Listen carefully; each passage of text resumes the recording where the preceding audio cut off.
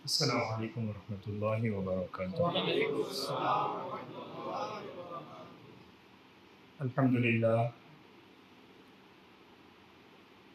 अल्हम्दुलिल्लाहिल्लज़ी ला मानिअ लिहुक्मिही वला नाक़िज़ लिक़ज़ाइही वस्सलातु वस्सलामु अला सय्यिदि अंबियाइही व सनदी औलियाइही व अहबाबिहिल मुआरिज़ीन लिअअदाइही। अम्मा बअद फ़अऊज़ु बिल्लाहि मिनश शैतानिर रजीम। बिस्मिल्लाहिर रहमानिर रहीम। इन्नस समअ वल बसर वल फुआद कुल्लु उलाइका कान अन्हु मस्ऊला। आमन्तु बिल्लाह सदक़ल्लाहु मौलाना अज़ीम व बल्लगना रसूलुहुन नबियुल अमीनुल मुख्तारुल करीम व नहनु अला ज़ालिका लमिनश शाहिदीन वश्शाकिरीन वल्हम्दुलिल्लाहि रब्बिल आलमीन। शाफ़िए मुज़निबा के करम ने लाज रख ली मेरे खोटेपन की, निस्बतों का करम है ये खालिद, खोटा होते हुए भी खरा हूँ। आइए सबसे पहले और आप मिलकर अक़ीदत व मोहब्बत के साथ अपने और सारी कायनात के मरकज़ अक़ीदत मुस्तफ़ा जान रहमत शमे बज़्म हिदायत नौशे बज़्म जन्नत सूरह कायनात के शम्सुद्दोहा शाम कायनात के बदरुद्दुजा यतीमों के मौला गरीबों के मंजा बस्तिया अहमद मुश्तबा मोहम्मद मुस्तफ़ा रूह फ़िदा सल्लल्लाहु अलैहि वसल्लम की बारगाह में अपनी ग़ुलामी का सबूत देते हुए बावाज़ बुलंद दुरूद पाक का दियानी छाड़ कर पढ़ें अल्लाहुम्मा सल्लि अला सय्यिदिना मुहम्मद व अला आलि सय्यिदिना व हबीबिना व हबीबिना मौलाना मुहम्मद व बारिक वसल्लिम सलातुन व सलामुन अलैका या रसूलल्लाह या हबीबल्लाह सल्लल्लाहु तआला अलैहि वसल्लम। गिरामी क़द्र हज़रात, अल्हम्दुलिल्लाह अल्लाह के फ़ज़ल से इस मुबारक महीने में पहले ही रोज़ से मुसलसल यहाँ इस महफ़िल का इंतज़ाम चल रहा है और बहुत उम्दा तरीके से चल रहा है। सही ये है कि मौलाना के मातहत आप बहुत मुनासिब रफ्तार से चल रहे हैं और बहुत सही राह पे चल रहे हैं। अब जो मेरी हैसियत है वो स्पेयर टायर वाली हो जाती है कि कभी कभी जब ज़रूरत पड़ती है तो कि भाई ये टायर भी है इस्तेमाल करना, उसको लगा लेते हैं, वरना अगर हम न भी हों तो अल्हम्दुलिल्लाह गाड़ी बहुत अच्छी चल रही है ना। और ये खुशी की बात है, इसमें कोई ऐसा नहीं है कि स्पेयर टायर होना कोई ऐब की बात नहीं होती, वो भी एक कमाल है कि वो होता है ना। अब ये तो आजकल हो गया है कि मतलब फोर व्हील में और उसमें टायर बड़े नई किस्म के आ गए हैं टेक्नोलॉजी के लिहाज से, वरना पहले तो हालत ये थी कि वो बजाज का स्कूटर आता था, उसमें पीछे उसमें भी स्पेयर टायर देते थे। खैर, अल्लाह ताला हमारी लीला मोहब्बत इसी तरह कायम रखे। यहाँ जो हम महफिलें कर रहे हैं अल्लाह इस पर हमें इस्तिकामत अता फरमाए। अल्लाह जैसे हमको हम जिस्म के साथ एक साथ बैठते हैं, अल्लाह हमारे दिलों को भी हमेशा हमेशा एक साथ। चूँकि उन्वान तसव्वुफ़ का है कि तसव्वुफ़ और आज का इंसान, तो जाहिर है कि बात तो दिल की होनी चाहिए थी, है ना। जिस आयत करीमा को तिलावत करने का शरफ़ हासिल किया, अल्लाह ताला मुझे हक़ कहने, आप तमाम हज़रात को हक़ सुनने, हम सभी को उस पर अमल करने की नेक तौफ़ीक़ अता फरमाए। असल में 11 बजे ही घर से आने के लिए निकले थे, मगर एक बहुत अहम मेहमान तशरीफ़ लाए थे और बहुत अहम मौज़ू पर गुफ्तगू करनी थी उनको, इस वजह से बहुत जल्दी में उनको टाइम देना पड़ा और फिर वहाँ से यहाँ हाज़िर हुए। हमने कहा बार बार कि आप घर तशरीफ़ लाए, दुकान नहीं, आप बाहर आइए, फिर वहाँ जाके उनकी मुलाकात करके यहाँ वापस आए, इस वजह से थोड़ी सी ताख़ीर हुई आपके सामने आने में। बहरहाल गुफ्तगू क्या है, तसव्वुफ़ और आज का इंसान। इसमें देखिए, बात जब चलेगी तो आज की दुनिया जो है हमारी, वो पहले की दुनिया जैसी नहीं है, ठीक है। पहले की दुनिया जैसी नहीं है का सीधा साधा मतलब ये है कि हमारी दुनिया जो आज है तो जितनी पिछले 2000 साल में नहीं बदली उतनी पिछले 200 साल में बदल गई, और जितनी पिछले 200 साल में नहीं बदली उससे ज़्यादा पिछले 20 साल में बदली, है ना। हर लिहाज से बदल गई है, लोग बदल गए हैं, माहौल बदल गया है, ज़िंदगी जीने के तरीके बदल गए हैं, सहूलियात बदल गई हैं, सारी चीज़ें तकरीबन चेंज हो चुकी हैं और एक अलग किस्म की दुनिया है जिसमें हम जी रहे हैं। बहुत तसलसल से चलिएगा साथ में किस तरह की गुफ्तगू हो रही है। तो ये जो हमारी नई एक दुनिया सामने आई है, आप बार बार पढ़ते होंगे एक लफ्ज़ होता है मॉडर्न, नया, है ना। तो किसको कहते हैं मॉडर्न वर्ल्ड, नई दुनिया। यहाँ अखलाकियात भी बदल गई हैं। ऐसा नहीं है कि सिर्फ घर बनाने का अंदाज़ बदल गया है या बातें करने का अंदाज़ बदल गया है। जैसे मतलब लेटर लिख के, ख़त लिख के बातें होती थी, उसकी जगह मोबाइल से बातें होने लगी है, और वो रिंग वाले फ़ोन से ऐसे खींच के बात होती थी, उसकी जगह अब नेटवर्क से बात होने लगी है। और अब स्टारलिंक आ रहा है तो बाकायदा कह रहे हैं कि सैटेलाइट से बातें होंगी। सिर्फ ये नहीं कि यही बदला है, और भी चीज़ें बदल गई, अखलाकियात बदल गए हैं। यानी जिस चीज़ को कभी अखलाक माना जाता था वो अब अखलाक नहीं, वो बदतमीज़ी कही जाती है ना। जिस चीज़ को कभी बदतमीज़ी कहा जाता था वो अब बदतमीज़ी नहीं है, वो पता नहीं वो क्या हो गया है, वो ट्रेंड है या वो शोहरत है या जो भी है, वो एक चीज़ है। तो ऐसा नहीं कि सिर्फ चीज़ें बदली है, लोगों के मिजाज और रहन सहन के अंदाज भी बदले हैं, है ना। अब उसमें आप जब देखेंगे तो बहुत कुछ बदला बदला सा है और अलग अलग चीज़ें हैं, अलग अलग तरह का माहौल है। इसमें बुनियादी जो चीज़ है वो बदलाव ये है कि सब मटेरियल सब कुछ, असल जो बदलाव है वो ये है कि मटेरियल सब कुछ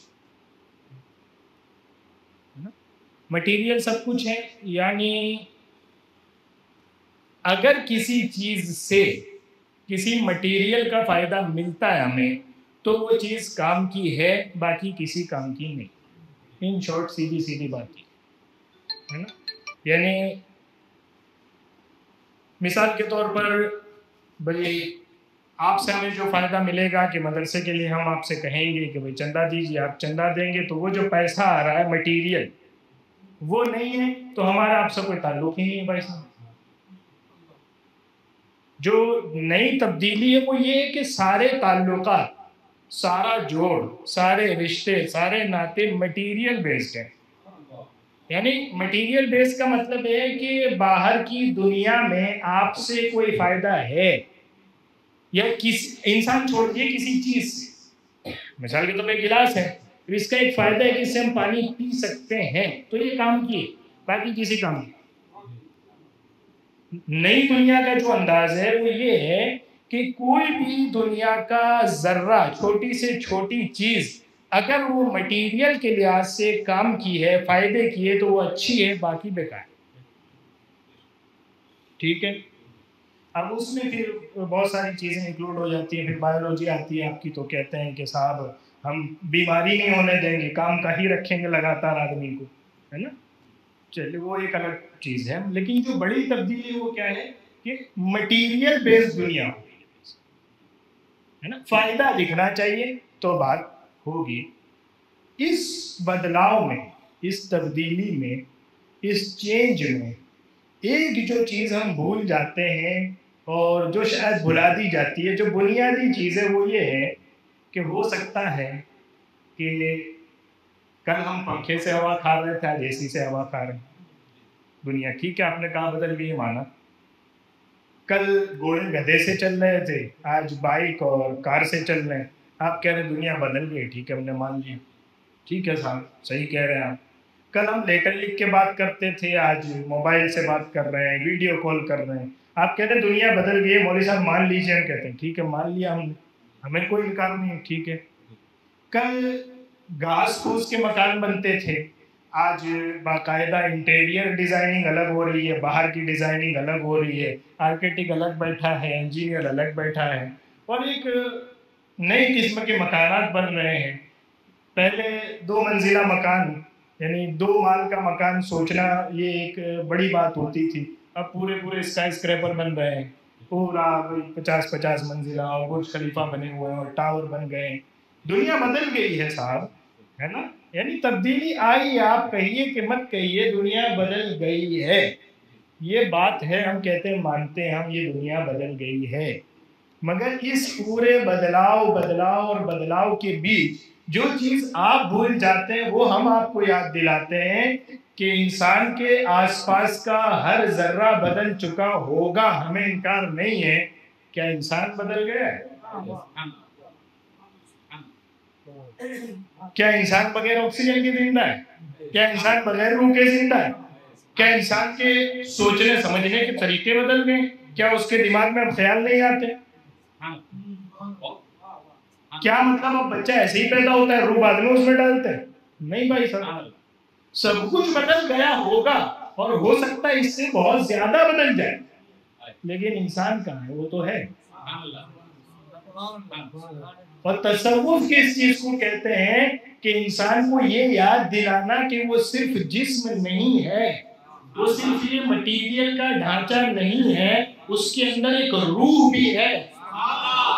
ये याद दिलाने का नाम तसव्वुफ है। तो दुनिया चाहे बदल जाए, आसमान नीचे आ जाए, जमीन ऊपर चली जाए, लेकिन जब तक इंसान है तब तक उसको तसव्वुफ की जरूरत है। समझ आ रही है आपको बात? आप हैं तब तक भाई साहब है बात। तो बल्कि इससे आगे का एक जुमला कह देता हूँ कि इंसान को छोड़ दीजिए, जब तक रूह है तब तक तसव्वुफ की जरूरत है, वरना वो निकलने के बाद तो आप इंसान भी नहीं कहते ना, आप तो फिर मैयत कहते हैं उसको। रूह है तब तक आप इंसान कहते हैं, फिर तो कहते हैं जी मैयत है। अब्बा जी नहीं होते फिर मैयत है, फिर अम्मी नहीं है मैयत है। समझ आ रही है आपको बात? जब तक वो रूह वाला इंसान है तब तक तसव्वुफ है।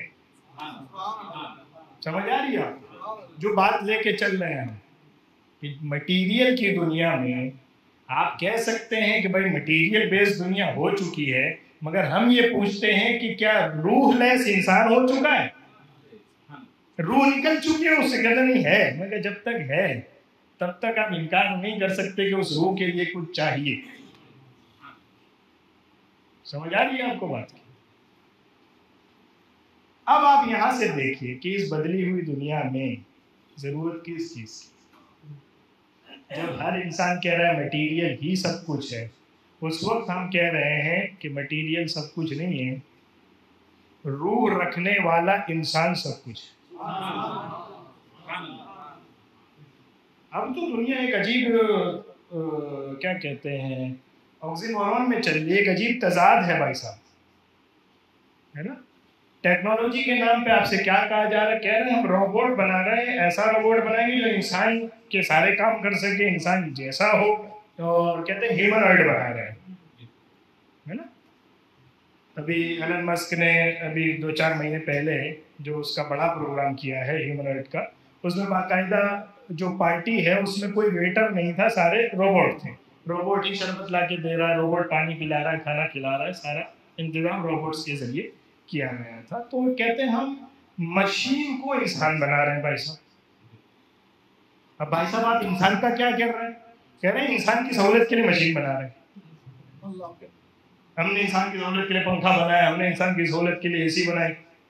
यानी एक सवाल है ना भाई साहब, ये भी एक सवाल है जो पूछा जाता है कि आप कहते हैं कि हमारे कब्र वाले लोग बड़े लोग थे, है ना। सैयदना शेख अब्दुल कादिर जिलानी बड़े लोग थे, ख्वाजा मोइनुद्दीन चिश्ती बड़े आदमी थे, निजामुद्दीन औलिया बड़े आदमी थे, अरे दातार भंडारी बड़े आदमी थे। तो एक सवाल पूछा जाता है कि भाई क्या बड़े आदमी थे, इनका कंट्रीब्यूशन क्या है? उनका तो इतना भी कंट्रीब्यूशन नहीं है कि एडिसन ने बल्ब बना के दिया। तुम्हारे किसी कबर वाले बंदे ने बल्ब बनाया हो तो बताओ। हम पंखे बना रहे हैं, हम एसी बना रहे हैं, हम स्पेस एक्स बना रहे हैं, हम मंगल पे जाने की बात कर रहे हैं, हम चांद पे जाने की बात कर रहे हैं। तुम्हारे बंदों ने क्या किया भाई साहब? कह रहे बड़े लोग हैं, बड़े लोग हैं, बड़े लोग हैं। क्या किया है आपने? मैंने कहा आप बात तो ठीक कर रहे हैं मगर बात आधी कर रहे हैं। पूरी बात ये है कि तुम्हारे बंदों ने किया है, मटेरियल से मटेरियल बनाने का काम किया, मटेरियल को कन्वर्ट करने का काम किया है, कुछ मटेरियल जोड़ के नया मटेरियल बनाने का काम किया है, लेकिन बात मटेरियल से आगे नहीं बढ़ी। और हम इन्हें बड़ा इसलिए कहते हैं कि मटेरियल पे नहीं रुके हैं। ये इनके पास जो आया है, जो बैठा है, उसके जिस्म को नहीं देखा कि एक सफेद है या काला, उसका दिल देखा है कि काला है तो सफेद कर दिया। अगर दिल में नीयत ठीक नहीं है, अच्छी नीयत वाला बना दिया। तुम्हारे बड़े बड़े इसलिए कि मटेरियल अच्छा बनाते हैं, हमारे बड़े बड़े इसलिए कि रूह अच्छी बनाते हैं।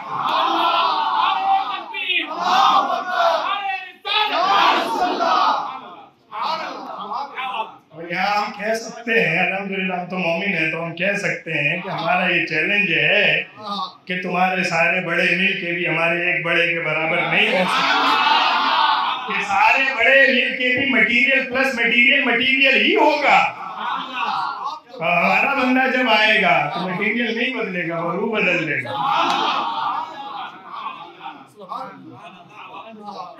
शुक्र है ना।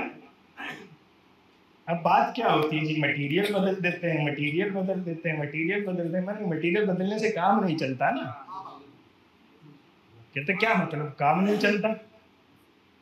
आप बताइए, मटेरियल तो बदला ना, क्या बदला? पहले दुनिया जो चलती थी वो सोने चांदी के सिक्कों पे चलती थी, गोल्ड रिजर्व पे दुनिया चलती थी। कोई सिक्के थे ही नहीं ना वहां, तो नोट वगैरह का सब्र ही नहीं था, सोने के सिक्के और चांदी के सिक्के। तो वो सोना खुद कीमत खुद ही होता था, वो उसके पीछे कोई करेंसी नहीं होती थी, है ना। फिर आपने कहा सोने चांदी लाना ले जाना भारी पड़ता है, चोरी हो जाता है तो बड़ा नुकसान हो जाता है। ट्रेड कहाँ की, हम बैंक खोलते हैं, आप सोना यहाँ लाइए और उसके बदले हम आपको नोट देंगे, है ना। नोट आप ले, ठीक है जी, आपने बदलाव किया, सही है, मटेरियल से मटेरियल कन्वर्ट हो रहा है।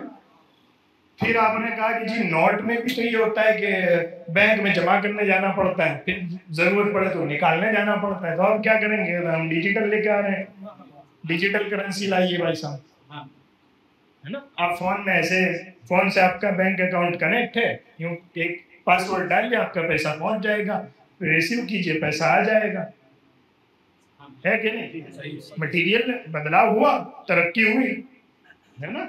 लेकिन सवाल क्या है, सवाल ये है कि भाई साहब आप कह रहे थे कि मटेरियल से तरक्की हुई, हमने कहा माना हुई, लेकिन काम की नहीं हुई ना। कहते क्या मतलब? मैं कहा देखिए, आपको क्या डर था कि सोना चांदी कोई चुरा लेगा? आप कन्वर्ट हुए पेपर करेंसी पे, डर तो अभी भी है।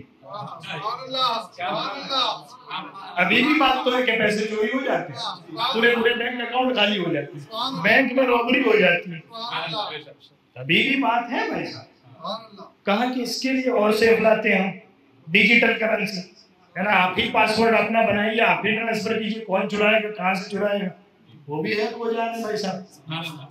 रोज नया फ्रॉड हो रहा है, एक महीने में करोड़ों रुपए का आंकड़ा खुद दे रही है गवर्नमेंट कि इतने करोड़ रुपए ऑनलाइन फ्रॉड हुआ है इस महीने में, इस महीने में। मतलब बात तो जहाँ चली थी वहीं रुकी है, अभी मटीरियल तरक्की कर रहा है लेकिन हमारा प्रॉब्लम तो वहीं रुका हुआ।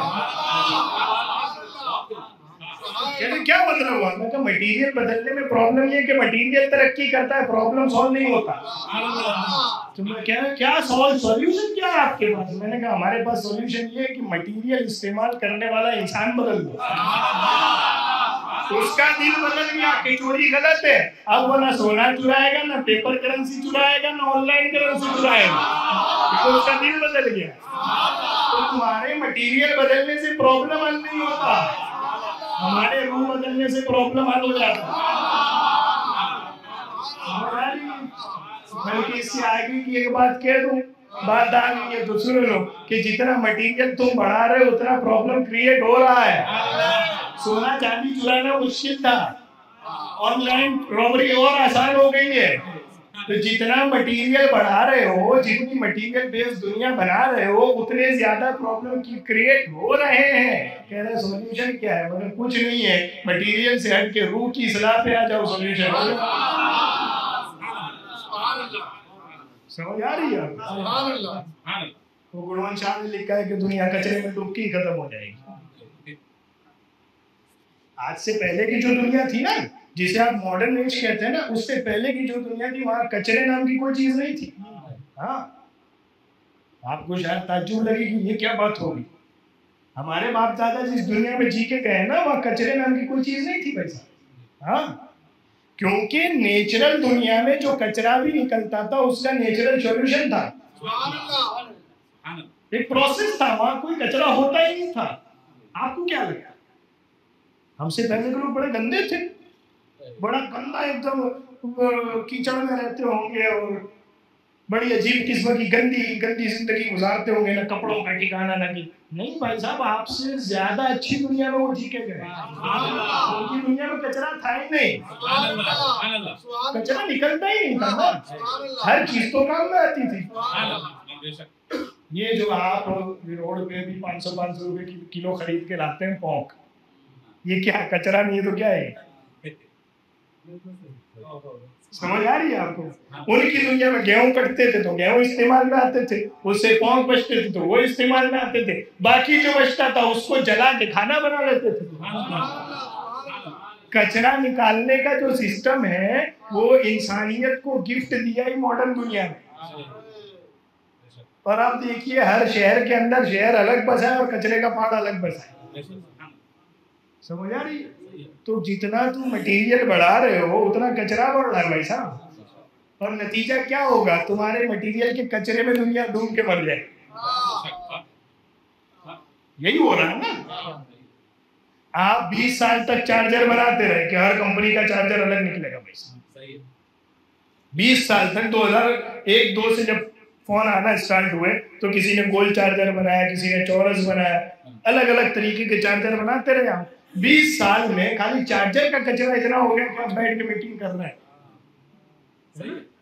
कि ट्रैश इतना ज्यादा हो गया है, क्या वो उसके पहाड़ बन रहे हैं, पुराने चार्जरों के कचरे में पहाड़ बन गए, उसका कुछ हो नहीं सकता था। क्या होगा? न वो रिपेयर हो रहा है, न वो कुछ नष्ट हो रहा है, यानी वो डिस्ट्रॉयड नहीं हो रहा है, प्लास्टिक है। अब आप 20 साल बाद मीटिंग कर रहे हैं सारे सी चार्जर लगाओ। समझ आ रही है? तो जितना आप मटेरियल बढ़ा रहे हैं उतना प्रॉब्लम बढ़ रहा है। समझ आ रही है? मटेरियल बेस्ड दुनिया में आप तसव्वुफ की बात लेके बैठे हैं। मैंने कहा हाँ, आज से पहले का इंसान शायद तसव्वुफ का उतना मोहताज नहीं था जितना आज का इंसान मोहताज है ना। अब तो इंसान मशीन बन गया, उसे खुद नहीं पता कि मैं जिंदा भी हूँ। उसे खुद नहीं पता भाई साहब। आपको अगर संडे के दिन दुकान ना खोलनी हो ना, आपको अगर संडे के दिन दुकान ना खोलनी हो ना, तो आप घर में बैठ के मुझे बताइए, 1 घंटा आप बैठ के बताइए घर में ऐसे चुपचाप नहीं बैठेंगे, आप क्या कहेंगे? यार आज टाइम नहीं करता, पता है, समझ में नहीं आ रहा क्या हो। भाई साहब, आप मशीन नहीं है दुकान खोलने और बंद करने की, आप इंसान हैं। आप जब फ्री होंगे, जब फारिग होंगे, जब फ्री होके बैठेंगे, जब मटेरियल से हटे होंगे, तो फिर आपका जिस्म कनेक्ट करेगा रूह से, और फिर खाली खाली महसूस होगा कि कुछ काम क्यों नहीं है मेरे पास। समझ आ रही है आपको? फिर खाली महसूस होगा, फिर बताइए ये क्या हो रहा है। हम तो समझ लेते हम बड़े बिजी हैं, हम बड़े बिजी हैं। एक दिन दुकान बंद रखी तो समझ नहीं आ रहा करना क्या है। समझ आ रही है आपको? बड़े बिजी इसलिए थे आप कि आप मशीन बनने की कोशिश कर रहे थे। एक लम्हे के लिए जब आप अपनी हकीकत पर वापस आए कि हम इंसान हैं, तो फिर आपको लगने लगा कि कुछ खाली है, सब कुछ बाहर नहीं है, कुछ अंदर भी है। समझ आ रही है आपको? सब कुछ बाहर नहीं है, कुछ अंदर भी है। करना क्या था? मशीन नहीं बन जाना था, जितनी जरूरत बाहर थी उतना जिस्म को बाहर से कनेक्ट रखना था, और जितनी जरूरत अंदर थी उतना अंदर कनेक्ट रखना था। तो क्या होता? तो इंसान के इंसान रहते। समझ आ रही है आपको? लोग बदल गए हैं, सारे बेवफा हो गए, सारे बेईमान हो गए, कोई ईमानदार नहीं मिलता, कोई सच बोलने वाला नहीं मिलता, कोई अमानतदार नहीं मिलता, कोई अच्छा नहीं मिलता। मैंने कहा इंसान नहीं रहे ना, वो तो मशीन बनने चले गए। मशीन पे थोड़ी एतमाद होता है।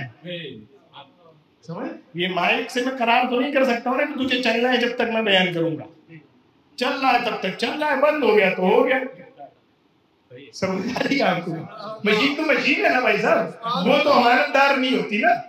कहते हैं इंसान से ज्यादा वफादार मशीन है। मैं कहा नहीं, आपने इंसान की वफादारी देखी नहीं है। समझ आ रही? कहते मशीन वफादार होती है, एग्जैक्ट चीज बताती। मैं कहा ना ना, मशीन वफादार नहीं होती, मशीन तो लकीर की फकीर होती है, वफादार तो इंसान होता है। ऐसा कैसे होता है, हमको तो कोई मिलता नहीं। मैं कहा तुमको इसलिए नहीं मिलता कि वो अपनी रूह से कट गया। जब वो रूह से कनेक्ट हो जाएगा तो वफादार हो जाएगा। फिर तुझे मशीन की वफादारी याद नहीं आएगी, फिर तो उस इंसान को देखेगा और कहेगा नहीं, यही वो मखलूक है जिसे अल्लाह ने बनाया है, सबसे बेहतरीन मखलूक। समझ आ रही? ये है तसव्वुफ। ऐसा है। कहाँ से शुरू करें और कहाँ ले जाए बात है? हुआ क्या देखिए, आजकल एक बड़ा ट्रेंड चलता है मेंटल हेल्थ, है ना? मेंटल इशू है इनको, मेंटल हेल्थ का इशू है। ये क्या होती है चीज? मेंटल हेल्थ क्या है? दिमागी सेहत कहते हैं, मानसिक तंदुरुस्ती। क्या चीज है? आपने अपने दादे के बारे में सुना था कि वो मेंटल हेल्थ उनको जरूरत है उसकी? दादा तो दूर किया, आपने अपने अब्बा के बारे में सुना कि उनको मेंटल हेल्थ का प्रॉब्लम है? भाई साहब, आपके सामने 50 साल 60 साल जी के कोई है मेंटल हेल्थ का कोई इशू? ये कहाँ से है? मेंटल हेल्थ क्या चीज होती है? मेंटल इशू है, इनको मेंटल हेल्थ की जरूरत है। क्या ये क्या है? ये कहाँ से आया? समझ आ रही है? सवाल समझ में आ रहा है? जवाब बड़ी बात की चीज है, सवाल समझ में आना चाहिए। पहली बात ये, हाँ, मेंटल इशू कहाँ से आया? दिमागी प्रॉब्लम है। क्या दिमागी प्रॉब्लम है? बहुत ज्यादा सोचते हैं। क्या दिमागी प्रॉब्लम है? बहुत कम सोचते हैं। क्या दिमागी प्रॉब्लम है? कहते हैं फैसला नहीं ले पाते, हमेशा डगमग रहते हैं कि ये करूं कि ये करूं, करूं कि ना करूं, ऐसे करूं कि ऐसे करूं, फैसला नहीं ले पाते। क्या कहते हैं उसको? डिसीजन मेकिंग का पावर कम है ना? उसके इश्यूज हैं इनको। और क्या इशू है भाई साहब? कहते हैं ऐसी बहुत सारी बीमारियां हैं जिसको जो मेंटल हेल्थ से रिलेट करती हैं, और उसके लिए हमने साइकोलॉजी नाम की चीज़ निकाली है। आप जाइए और किसी साइकेट्रिक के पास क्लासेस कीजिए, वो आपको बैठ के समझाएगा कि एक्चुअल आप ज़्यादा इसलिए सोच रहे हैं, आप कम इसलिए सोच रहे हैं, आप फैसला इसलिए नहीं कर पाए, वो समझाएगा आपको। दिमाग मेरा चल रहा है, समझाएगा वो। दिमाग मेरा नहीं चल रहा है, और समझाएगा वो। समझ? यानी पागल पहला तो मैं हुआ ना, कि अपने दिमाग का इलाज अपने दिमाग से नहीं कर रहा हूँ, और उस पर मुझे भरोसा है कि मैं उसके सामने मेरा दिमाग खोल के रखूं कि मुझे यूं ख्याल आता है, यूं आता है, यूं आता है, यूं आता है, फिर वो सब जमा करके कहेगा तुम्हारा सॉल्यूशन। तो पहला पागल तो मैं हुआ कि मुझे अपने दिमाग पर तो भरोसा नहीं है भाई साहब, लेकिन उसके ऊपर है। बहरहाल, ये कहाँ से आई मेंटल हेल्थ की प्रॉब्लम? जब आप मटेरियल के पीछे लग गए ना, जब आप मटेरियल के पीछे लग गए जी, ऐसे लगे ऐसे लगे ऐसे लगे कि आपको रूह याद ही नहीं रही। फैसले दिमाग नहीं करता। आपको क्या लगता है दिमाग फैसले करता है? ना ना ना, दिमाग फैसले कर रहा होता तो पागल भी तो कोई फैसले करता है ना। नहीं, पागल भी तो एक फैसला करता है कि मुझे सोना है, और सो जाता है। घर में नहीं, फुटपाथ पे ही सोने का, लेकिन एक फैसला करके सोता है ना कि यहाँ सोना है। तो फैसला दिमाग कर रहा होता तो वो थोड़ी करता, उसको तो तुम पागल कहते हो। फैसले कौन करता है? फैसले रूह करती है। अब आपने क्या किया? हम तो बड़े इंटेलिजेंट लोग हैं, हमको तो बड़ी समझ में आती है, हमारा दिमाग काम करता है। अब मटेरियल के पीछे तो आप लगे ही थे, एक छोटी सी चीज आपके पास थी रूह से कनेक्ट करने की दिमाग, उसको भी आपने सारा लगा दिया मटेरियल में। अब वो उसमें लगे लगे लगे लगे कितना साथ देगा भाई? वो रूह का सपोर्टिव था। दिमाग जो है वो रूह का सपोर्ट करता है कि फैसला लेने में मदद करता है, एनालाइज करके देता है, फैसला रूह लेती है। दिमाग क्या करता है कि उसको सारा तज्जिया करके उसके सामने ला के रखता है, फैसला कर। आपने क्या किया? सारा बोझ दिमाग पे डाला। जिस्म तो पहले ही मटेरियल में लगा था, दिमाग सारा मटेरियल में घुस गया। रूह बेचारी आराम से लेटी है, दिमाग डबल बोझ ले रहा है। आप कह रहे मेंटल हेल्थ का प्रॉब्लम है। मेंटल हेल्थ का प्रॉब्लम नहीं है, रूहानी हेल्थ का प्रॉब्लम है। अपनी रूह के साथ दिमाग को जोड़ो। ये कैसे होता है? ये तसव्वुफ से होता है। और आज का इंसान जी, मैं जा रहा था एक जगह सफर में, ओशो का नाम सुना है? बड़ा ट्रेंडिंग में चलता है आजकल, है ना? ओरेगोन वाला, अमेरिका में जाके पूरे पूरा शहर जो बसा रहता है, जिसका बड़ा मशहूर the biggest lie invented by man is God, माअल्लाह, है ना? तो आजकल ओशोवादी बड़े लोग होते जा रहे हैं, है ना? वासना को भोगना ही वासना का अंत है जी। और क्या किताब है उसकी? संभोग से समाधि तक, है ना? आप सोच रहे हैं ये सब है? भाई साहब, मैंने इससे पहले नवा जुमा में कहा था कि सफाई करने के लिए भी कचरे में हाथ डालना पड़ता है ना? तो गलत बात का रद्द करने के लिए भी गलत बात पढ़नी पड़ती है ताकि बताया जा सके कि ये गलत है। ये कभी कभी हमारे बच्चे जो है वो परेशान होते हैं कि जी आप क्यों मना करते हैं हम यूट्यूब पे 10 मौलवी ना सुने, आप क्यों मना करते हैं? मैं कह रोज आप टॉयलेट आप अपने हाथ से धोते हैं, इतनी घर में घर से धो देते हैं। मैं कहा फिर वो तो गनीमत है कि धो देते हैं, गटर आप खुद साफ करने जाते हैं महल्ले की? बोले नहीं। मैं क्यों नहीं जाते?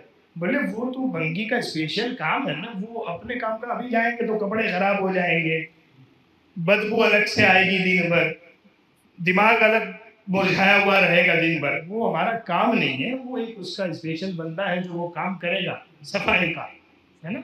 आप जाके करते हैं? नहीं करते ना। तो वो जो एक पूरा 50 तरह के लोग चैनल बना के बैठे हैं यूट्यूब पे, आप क्यों रोजाना पहुंच जाते हैं? कहते हैं हम सुनने जाते हैं कि वो क्या बोलते हैं, वो गलत तो हम भी मानते हैं मगर वो हम देखें कि वो क्या बोलते हैं। यानी कचरा तो है ना, लेकिन जाके हम साफ करके देखें कि होता है कि नहीं होता। आपका काम नहीं, आप अपना घर साफ रखें, इतना काफी है। गटर साफ करने वाला जो आता है वो करेगा अपना। आप क्यों पहुंचे हुए सारी दुनिया में फेंका लेते? हम उसको भी सुने ताकि पता तो चले, हर तरह की बात सुने ना। ना, आप उस तरह की सुनिए जिसकी आपको जरूरत है, उससे आगे जाने की जरूरत नहीं है। समझ आई आपको बात जो मैं कर रहा था? वो ओशो वाली है ना? तो ओशोवादी बंदा एक मेरे आगे था ट्रेन में, वो अपने साथी से बात कर रहा था कि मतलब मैं ओशोवादी क्यों हुआ, मतलब हिंदुइज्म मैंने क्यों छोड़ा और सारी चीजें। उसने आखिर में एक बात की कि आज का जो इंसान है ना उसको मेंटल पीस की जरूरत है, मानसिक शांति की जरूरत है, दिमागी शांति की जरूरत है। वो दिमागी तौर पर परेशान है, वरना जो जिस्म की हेल्थ है वो पहले से अच्छी हो, यानी पहले के मुकाबले में इंसान बीमार कम पड़ रहा है। हालांकि वो भी कोई सही बात नहीं है, लेकिन ठीक है हम मान रहे हैं। मैं जिस्मानी हेल्थ अच्छी हो चुकी है, ऐसी टैबलेट्स हो गई हैं, खाने डेवलप हो चुके हैं, सारा बढ़िया हो चुका है ना? यानी इंसान जिस्मानी तौर पर इतना मजबूत हो चुका है कि गोया उसको बर्डन उतारने के लिए जिम करना पड़ रहा है, यानी वो बोझ उतारने के लिए वो जिम कर रहा है, लेकिन मेंटल तौर पर उसे कुछ मिल नहीं रहा है, तो इसलिए लोग बीमार हो रहे हैं मेंटल तौर पे। समझ अपने दोस्त से इस तरह बातें कर रहा था, मैं पीछे उसकी बात सुन के सोच रहा था कि बात यही है सारी कि जब खाने से लेकर फारिग होने तक, समझ इससे ज्यादा इंसान कुछ नहीं करता भाई। जिंदगी में आप तीसरा कोई काम नहीं करते, खाते हैं और फारिग होते हैं। हाँ, बाकी सारी प्रोसेस इसके लिए होती है। पैसे कमाने से लेके, घर बनाने से लेके, सारे जो मामला हैं वो सारे खा के फारिग होने के लिए होते हैं और किसी चीज के लिए नहीं होते। हाँ मौलवी साहब, आप तो पूरी दुनिया को दो जुमलों में समझेंगे, हमने नहीं समझा। ये सूफी लोग यही काम करते हैं बैठ के। सूफी लोग बैठ के ये काम करते हैं। वो क्या करते हैं, तुम एक चीज को 100 बनाते हो और फिर उलझ जाते हो कि ये वाली ठीक है, कि ये वाली ठीक है, कि ये वाली ठीक है। सूफी क्या करता है, 100 को एक बना के कहता है ठीक है कि नहीं, अब एक का फैसला करने में कितनी देर लगी।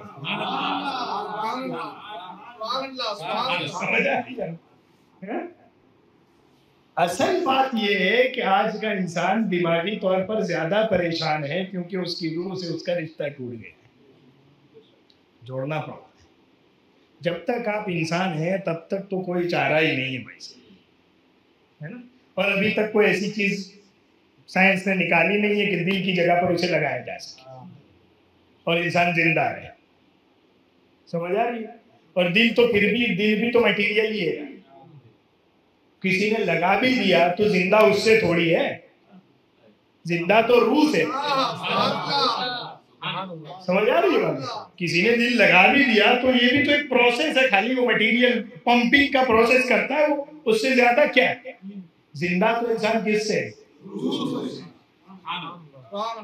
तब भी बाकी तो रहेगी रूह। मसला तो आएगा रूह का। अब सवाल ये है, जिस बात पर आना है वो बात ये है कि जिस बाहर के ढांचे के लिए मेहनत करते हो, खिलाना पड़ता है।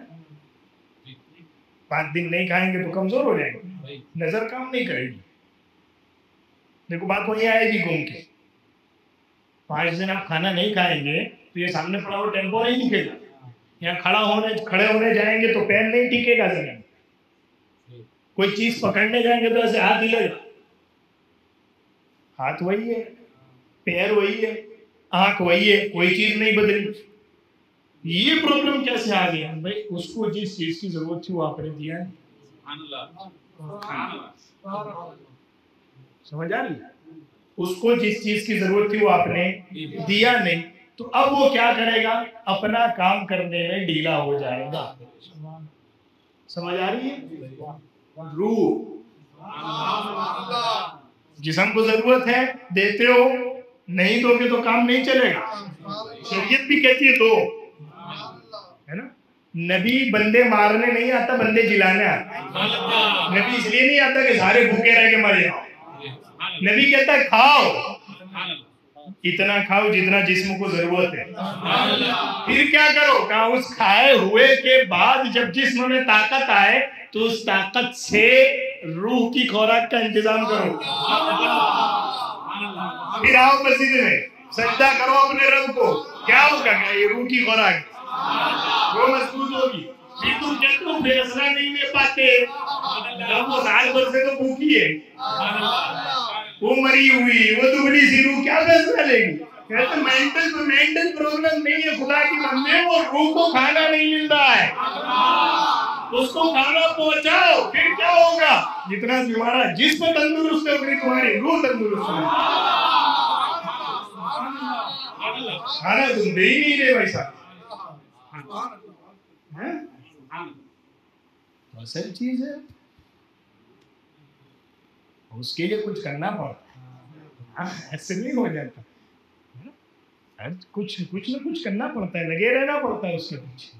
हाँ, और रूह भी ऐसी नहीं है कि खाली रूह है आपके अंदर। हाँ, दाता साहब कहते हैं इंसान 2 चीजों का ना, इंसान 3 चीजों का ना। आपने तो अब तक यही सुना है, सारे फलसफी सारे यही कहते हैं कि इंसान बना हुआ है जिस्म से और रूह से, यहीं तक बात होती है। दाता साहब तो कहते हैं इंसान बना हुआ है 3 चीजों से। हाँ जी, इंसान बना हुआ है 3 चीजों से। कौन कौन सी? दाता साहब फरमाते हैं जिस्म, रूह। और तीसरी चीज कहते, तीसरी चीज है ख्वाहिश, चाहत, शहवत। समझ में आ रही है? रिश्तों में नहीं है, गलत करने की चाह। समझ आ रही है? यानी एक चीज है कि वो चाह है तो आप इंसान है। हाँ, वो नहीं है तो आप कहाँ, फिर आपको कोई चिंता भी नहीं है, फिर ना आप हियो में ना शियो में। समझ आ रही है? मैं खाली इशारा दे रहा हूँ। आपके अंदर किसी चीज की ख्वाहिश है तो आप इंसान है, मर्द है या औरत है। और ख्वाहिश नहीं है तो फिर ना आप हियो में ना शियो में, आपको कोई इंसान मानने तैयार नहीं। समझ में आ रही है बात आपको? तीन चीजों का नाम इंसान, जिस्म, दूसरा रूह और तीसरा ख्वाहिश। ख्वाहिश नहीं है तो आप क्या है? कुछ है? कुछ नहीं है। ये जो गिलास पड़ा हुआ है वो और आप में क्या फर्क है? ये भी, इसमें भी कोई ख्वाहिश नहीं है, आप में भी कोई। समझ आ रही है? हाँ, इंसान तीन चीजों का नाम है, जिस्म, रूह और ख्वाहिश। तीन चीजों का नाम इंसान है तो अल्लाह ने उनके सपोर्ट के लिए भी बदन में तीन चीजें रखी। जिस्म के सपोर्ट के लिए जाहिरी पांच ताकतें, छूने की ताकत, देखने की ताकत, सुनने की ताकत, सूंघने की ताकत, सूंघने की ताकत और चखने की ताकत, टेस्ट। ये नहीं होती तो बदन नहीं चलता है। हाँ, आपके अंदर से अगर छूने की ताकत खत्म हो जाए तो ठंडा और गर्म का फर्क नहीं पता चलेगा। हाँ, है बहुत सारे पेशेंट, खाना गर्म है कि ठंडा को पता ही नहीं चलता। आप बहुत आसान सी मिसाल समझिए, आपको बुखार आ जाए तो आपकी टेस्ट की जो ताकत है वो खत्म हो जाएगी, फिर आपको फीका, तीखा, मीठा कुछ समझ नहीं आता। यानी जिस्म तो है मगर उसकी जो सपोर्टिव ताकत थी वो चली गई। तो आप फिर वैसा जिस्म नहीं है जैसा है। समझ में आ रही? हाँ, इसी तरह जिस्म के सपोर्ट के लिए पांच ताकत, रूह के सपोर्ट के लिए अक्ल दी, रूह के सपोर्ट के लिए अक्ल दी है और ख्वाहिश के सपोर्ट के लिए नफ्स रखा है। ख्वाहिश के सपोर्ट के लिए नफ्स रखा है। अब रूह का सपोर्टिव कौन है? अक्ल। और ख्वाहिश का सपोर्टिव कौन है? नफ्स। अक्ल कहेगी ये गलत है मत कर, नफ्स कहेगा ये चाहत है कर ले। फिर बोल रहा हूं, अक्ल कहेगी गलत है मत कर, ये झूठ है, झूठ अच्छी बात नहीं है, ये गलत जगह निगाह डालना है मत डाल। समझ आ रही है आप? ये गलत है मत कर, अक्ल कहेगी क्योंकि उसका ताल्लुक रूह से। नफ्स कहेगा तेरी चाहत है, कौन रोक रहा है? जिस्म सलामत है, हाथ पहुंचेगा, आंख देख रही है, तू जो चाहे देख सकता है। चाहत है कि देखूं, क्यों रुका है? देख। समझ आ रही है आपको बात? नफ्स कहेगा चाहत है कर डाल, अक्ल कहेगी नुकसान है मत कर। समझ आ रही है? करना किसको है? जिस्म को। करेगा कौन? यही ढांचा ही करेगा जो करेगा। रूह कुछ नहीं करती, रूह बाहर निकल के थोड़ी पानी पीती है, पानी तो कौन पिएगा? जिस्म ही पिएगा। समझ आ रही है? यानी अक्ल कहेगी रोजा है मत पानी, नफ्स कहेगा पी ले, कौन देगा? लेकिन उसका रिजल्ट कहाँ आएगा? वो तो जाहिरी जिस्म में ही आएगा। अब आपने लाखों करोड़ों इंसान ऐसे बना दिए कि जिनकी रूह कनेक्ट ही नहीं हो रही है। अब आप कहते हैं सारे इंसान गलत काम कर रहे हैं, गलत काम कर रहे हैं, गलत काम कर रहे हैं। भाई वही कर सकते हैं। आपने रूह के साथ कोई कांटेक्ट छोड़ा ही नहीं उनका। समझ आ रही है? कहते सॉल्यूशन क्या है? कुछ नहीं, रूह के साथ उनको फिर जोड़ दीजिए, फिर कैमरा लगाने की जरूरत नहीं पड़ेगी, वो चोरी नहीं करेगा, उसकी रूह ना गए, वो झूठ नहीं बोलेगा, उसकी रूह ना गए। समझ आ रही है? देखो, चाहत, चाहत कितनी, हर चीज की चाहत है भाई, आईफोन से लेके पानी, ठंडे पानी तक हर चीज़ की चाहत है। अब तो चाहते भी सारी सिमट गई है ना मटीरियल में। अब कहाँ वो जिगर मुरादाबादी जो कहे कि एक लफ्ज़ मोहब्बत का अदना सा फसाना है, सिमटे तो दिले आशिक पहले तो जमाना है। क्या इश्क ने जाना है, क्या अक्ल ने समझा है, क्या इश्क ने जाना है, हम खाक नशीनों की ठोकर में जमाना है। अब कहाँ वो जिगर मुरादाबादी जो कहे। अजब अजब बेरुखी है कि चिलमन से लगे बैठे हैं। चिलमन समझते हैं? पर्दा जो होता है, अब तो जाड़े मोटे पर्दे आ गए। पहले जो घरों में लगते थे ओढ़नी जैसे पर्दे है ना कि खिड़कियों पे, तो उसमें ऐसा तो पता चलेगा कि मर्द है कि औरत है, मगर दिखेगा नहीं एग्जैक्टली, है ना। तो कहते हैं कि अजब बेरुखी है कि चिलमन से लगे बैठे हैं, साफ दिखते भी नहीं, साफ छुपते भी नहीं, सामने आते भी नहीं। समझ आ रही? यानी मैं क्या कह रहा था कि ये भी सारा मटीरियल से जुड़ गया। बात कहाँ थी? चाहत भी सारी मटीरियल से जुड़ रही है। वो बीच में एक मीम चला था कि शायर आईफोन मांग रहा है ना, दीवार बन गया हूं तेरे इंतजार में। इस तरह के कोई शेर मास्टर साहब पढ़ के पूछते हैं कि बताओ इसमें शायर क्या कह रहा है, तो कह रहा है शायर आईफोन मांग रहा है कि पैसे आए तो आईफोन ले आऊंगा। तेरे इंतजार में, यानी आईफोन नहीं खरीद पा रहा हूँ। चाहत की सारी सिमट के कहाँ चली गई? मटीरियल में भाई साहब।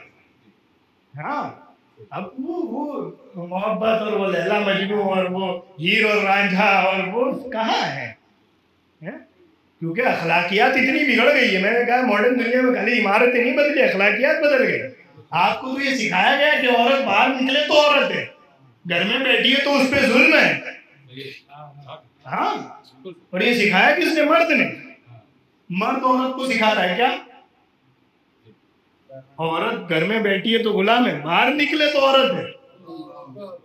और बाहर जाके औरत को देखेगा कौन? मर्द। मर्द का तो घर में भी फायदा, बाहर भी फायदा। बेवकूफ कौन बना? वो। ये शादी ब्याह के सारे सिस्टम बेकार हैं। एक औरत को गुलाम बना दिया जाता है एक आदमी के लिए, चाय बनाने का, खाना बनाने का। मैंने कहा ठीक है जी, आपको आज़ाद किया, आप क्या करेंगी बताइए? अगर हम स्कूल जाएंगे, मैं कहा चली जाएं। फिर क्या करेंगे? क्या हमने फलां कोर्स किया? ठीक है। उसके बाद का डिग्री मिल गई? हाँ मिल गई। अब क्या करेंगे? कहेगा हम जॉब के लिए अप्लाई करेंगे। कहाँ अप्लाई करने के लिए? एयरपोर्ट में सीवी भेजा है, अभी वहां से जवाब आएगा, एयर होस्टेस के लिए इंटरव्यू दिया है। मैं क्या फिर आपका अगर हो गया तो आप क्या करेंगी? कह रहे हैं कि फिर जॉब लग जाएगी, मेरी तनख्वाह है कि मैं किसी मर्द की मोहताज थोड़ी रह जाऊंगी, फिर सुबह उठ के उसकी चाय थोड़ी बनानी, मेरा पैसा मैं कमाऊंगी, मैं घर चलाऊंगी। क्या बात करते हैं? मैं क्या फिर एयर होस्टेस की जॉब में हम तो मौलवी मुल्ला लोग हैं, हमको थोड़ी पता उसमें क्या करना होता है। तुम पढ़ी लिखी औरत हो भाई, तुम बताओ उसमें करना क्या है? कुछ नहीं, प्लेन में जाना है और ऐसे चाय का कप लेकर घूमना है और पूछना है किसको चाय पी, किसको चाय पी। मैं कहा खुदा की बंदी, यही काम तो हम घर में करवा रहे थे।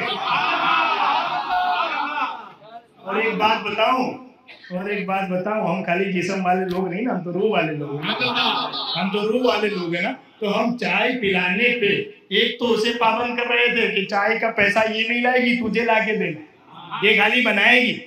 और खाली बना के देने में वहां तनख्वाह मिलेगी, पैसे होंगे।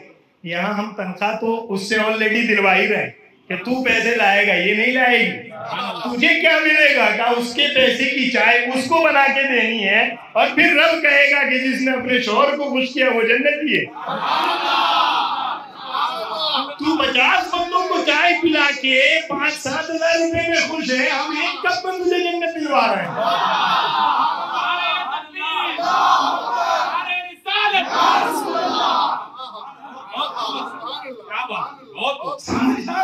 हमारे लोग चढ़ा हुआ है कि मौलवी लोगों ने और तुम बंद करके रखा है, पढ़ाने नहीं देते, यूं नहीं करते। अभी अफगान में हुकूमत आई है तो इन्होंने पाबंदी लगा दी है पूरी। तो एक इंटरव्यू में किसी ने पूछा इनसे, मुल्ला साहब से, कि आपने ये क्यों किया? क्योंकि आजकल जो फेमिनिज्म की जो ये है वो बड़े एक्टिव लोग हैं, है ना। आपने अगर देखा हो तो वो ऑस्ट्रेलिया ने पूरी सीरीज कैंसिल कर दी कि हम इनसे क्रिकेट नहीं खेलेंगे, ये बच्चों को क्रिकेट नहीं खेलने देते, है ना। 12 तो उनसे पूछा, तो ये फेमिनिस्ट सारी तंजीमें गई थी वहाँ, बुरा मतलब प्रोटेस्ट किया, तो उन्होंने कहा ठीक है टेबल पे बात करते, प्रोटेस्ट का क्या मतलब है, बैठिए आप औरत हैं, आपसे क्या प्रोटेस्ट का मतलब है। बात की कि क्या चाहते हैं आप, औरतों को पढ़ने नहीं देते, ये नहीं करते, वो नहीं करते, ऐसा तो वैसा तो, सारी बातें इन्होंने सुनी।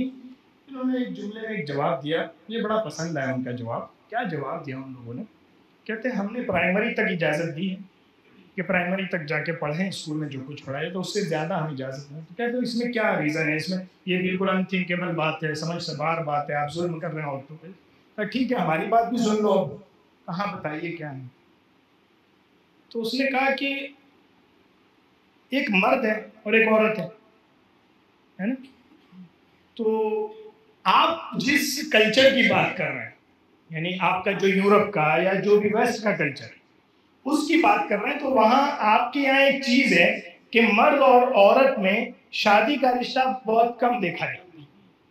ज्यादातर शादी के बाद भी जो रिश्ता होता है वो सपोर्ट का रिश्ता होता है, यानी पार्टनर का रिश्ता होता है हर चीज में, यानी कमाएंगे दोनों, और बाकायदा मियाँ बीवी का आर्गुमेंट इस पे होता है कि मैं इतने कमा रहा हूँ, तुम इतने कमा रही हो, तो फिर घर का बिल मैं इतना दूंगा, तुम इतना दोगी, है ना। सारा इस तरह से चलता है, यानी मर्द भी तुम्हारे वेस्ट के कल्चर में कमाता है, औरत भी कमाती है, और तुम्हारे यहाँ कल्चर ये है कि दो कमाने वाले शादी करते हो, और फिर उसी हिसाब से जैसे बाहर बिजनेस करके जीते हैं, ऐसे घर में भी शादी एक बिजनेस के तौर पर ही जीते हैं, उससे ज्यादा जिंदगी कुछ नहीं। ये तुम्हारा कल्चर कहाँ है सही, ठीक है फिर तुम्हारे कल्चर के हिसाब से उसको पढ़ाओ ना, हम क्या मना कर, कहना क्या कहना चाहते हो, कहते हैं तुम्हारे कल्चर में औरत को आगे जाके कमाना है तो पढ़ाओ, हम क्या मना कर रहे। हमारा कल्चर क्या है, हमारा कल्चर ये है कि औरत क्या करेगी, घर संभालेगी, अमानतदारी करेगी, शौहर जितना कमा के लाएगा। ये बैंकों की जरूरत क्यों पड़ी, औरत पे से एतमाद उठ गया इसलिए। मैं क्या बात करूं, फेमिनिज्म ने आपका क्या बिगाड़ा है। सबसे बड़ी बैंक तो आपकी अम्मा थी ना। आपने कभी देखा अपने दादे को, अपने अब्बे को बैंक में जमा करा के आओ। सारा मर्ज जो आपके अब्बा थे, आपके दादा थे, कमा के लाते हो घर में, आप भी अम्मी से लेते थे, अब्बा जी भी अम्मी से लेते थे, भाई साहब भी अम्मी से लेते थे। वो बहनें जिनकी शादियां हो गई वो भी अम्मी से आके ले जाती थी, क्यों, घर चलाती थी। हमारे कल्चर में औरत घर चलाती है, उसको बाहर जाके काम नहीं करना। तो तुम सिखाओगे क्या प्राइमरी के बाद बाहर काम कैसे करते हैं, जब हमको करवाने तो हम क्या करेंगे पढ़ा के, उसके बाद क्या करोगे, उसके बाद हम घर संभालने वाली औरत बनाएंगे उससे। समझ आ रही है। हाँ क्या हुआ अस्मा बिन्त उमैस, अस्मा बिन्त यजीद वाली हदीस, क्या अस्मा बिन्त यजीद कहती हैं, आए क्या सुभान अल्लाह। अस्मा बिन्त यजीद वो है कि हुजूर अलैहिस्सलाम के सामने मर्द जो सहाबा हैं वो भी बात करने में झिझकते हैं, यानी वो लहजा नहीं होता बात करने का जो हज़रत उमर का होता है, दूसरों में वो बात नहीं है ना। यानी एक बात करने वाले लोग जो होते हैं कि भाई ये लोग बात करेंगे, इनको बढ़ावा है। और तो जब मर्दों का ये हाल है तो औरतों का तो कहाँ सवाल। और फिर वो जमाने के लोग बादब भी थे, औरतों में जल्दी कोई सामने बात नहीं करता था, लेकिन अस्मा बिन्त यजीद वो थी कि जब इनको बात करनी होती थी तो जैसे हज़रत उमर आते हैं, या रसूलुल्लाह मुझे ये पूछ, बस उसी अंदाज में देते अस्मा बिन्त यजीद आ जाता कि हमको ये पूछो। देखो हम हमारे यहाँ तो औरतें किसमें कंपटीशन करती हैं, उसके शौहर ने उसको ये दिलाया ना, तुम ये नहीं दिलाते, उसने यूं कर दिया, ये कंपटीशन होता है। दौरे रिसालत में सहाबिया जितनी सहाबा किराम के घर से तो सारी जमाओं के मीटिंग करके बैठी, ये भी एक फेमिनिज्म है, काम का फेमिनिज्म, वो बर्बाद करने वाला फेमिनिज्म नहीं, ये वाला फेमिनिज्म। सारी जमाओं के बैठी कहते हैं ये मर्द तो रसूलुल्लाह के साथ जाते हैं, जमात से नमाज पढ़ते हैं, हम घर में पढ़ती हैं, तो हुजूर के पीछे नमाज पढ़ने वाला सवाब गया। ये जुमे में जाते हैं, हमको और पढ़नी होती है तो जुमा का सवाब गया। ये जिहाद में निकलते हैं, जिहाद फी सबीलिल्लाह के लिए जाते हैं, जान कुर्बान करते हैं, सवाब हो पाते हैं, हमको घर में बैठना है। तो ना बाजमात नमाज का सवाब, न जुमे का सवाब, न जिहाद का सवाब। तो होगा क्या, ये मर्द हमसे दबा के निकल जाएंगे नेकी में। आज भी यही है कि मर्द आगे निकल जाएगा, मगर नेकी की बात नहीं है, वो कुछ और तरह का फेमिनिज्म है ना। ये सब नेकी में आगे निकल जाएंगे। अब ये बात हुई तो सही, लेकिन ये हुजूर तक पहुंचा है कौन? ये कहते हैं अस्मा बिन्त यजीद को बोलो, वो पहुंचा दे। अस्मा बिन्त यजीद को बोला, बात तो सही है, तो होनी चाहिए। हाँ, हज़रत अस्मा बिन्त यजीद आए हुजूर की बात, या रसूल अल्लाह सल्लल्लाहु अलैहि वसल्लम, ये मर्द आपके साथ जुमा पढ़ते हैं, ये मर्द आपके साथ जमात से नमाज पढ़ते हैं, ये मर्द आपके साथ जिहाद में आते हैं, तीनों चीज का सवाब ये पाते हैं, हम घर में बैठी रह जाती है, हमको सवाब नहीं मिलता। तो ये तो नेकी में निकल जाएंगे आगे, हमारा दर्जा भी नीचे रह जाएगा। देखो हमारा कल्चर, मेरे आका सल्लल्लाहु अलैहि वसल्लम इरशाद फरमाते हैं, ये अस्मा तुम खुद से आई हो? कहती नहीं, सबने भेजा है। जाओ सबको जाके बता दो कि जो औरत जब उसका शौहर घर के अंदर हो तो उसकी खिदमत करे, घर से बाहर हो तो उसके घर की, उसके माल की और उसके औलाद की हिफाजत करे और अपनी इज्जत की हिफाजत करे, तो मैं रसूल तुम्हें बताता हूँ कि जितना सवाब मर्द जमात में, जुमे में और जिहाद में पाते हैं, अल्लाह वो सब सवाब तुम्हें घर में बैठा है।